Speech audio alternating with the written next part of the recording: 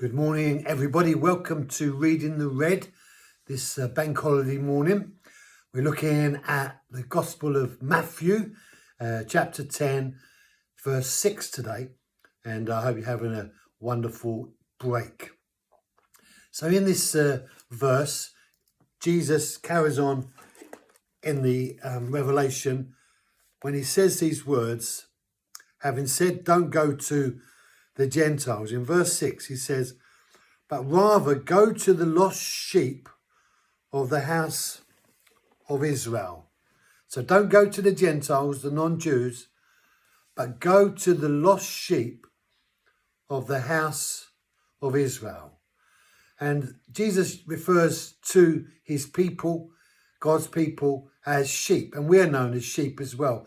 And coming from London, we didn't see many sheep. But moving to Dorset, we see lots of sheep, and sheep are always getting lost. They're kind of, that's what they do. And Jesus says, don't go to the Gentiles, go to the lost sheep with the message of the gospel. And he wants them to focus on the lost sheep, those who belong to God. And they belong to God because God chose them, Abraham, and called them, gave him a promise, and said many things to Abraham and to the nation of Israel. And those promises are still being fulfilled even today. But when he says go to the lost sheep, he wants them first to go to the lost sheep. And they go. But he wants them to go, and they go. But they don't get received particularly well. Even though they're lost, they don't get received particularly well. I wonder, have you ever been lost? I remember as a little boy, I got lost. We jumped on the wrong bus with my brother. And when I realised I was lost, it was a really scary feeling. My brother, he was younger than me, he didn't realise. But I knew. And I knew the responsibility on me. And I wondered, and I began to cry because I was lost.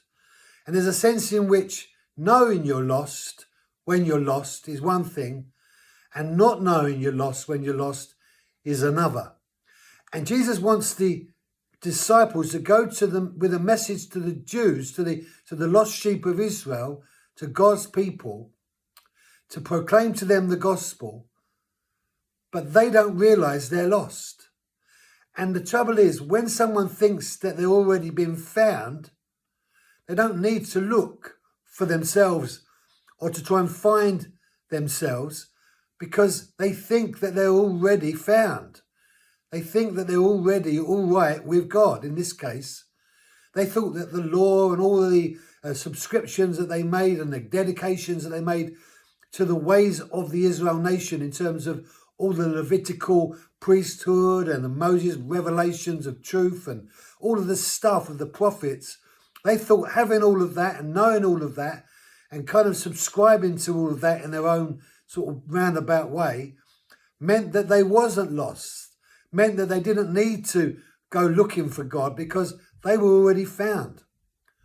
And there are many people in this world that think that they're found. They think that they're safe. They think that everything is okay, that there's no problems. But what they don't realize is they're being deceived. Their eyes have been blinded by a deception. And the worst thing is they don't even realize it.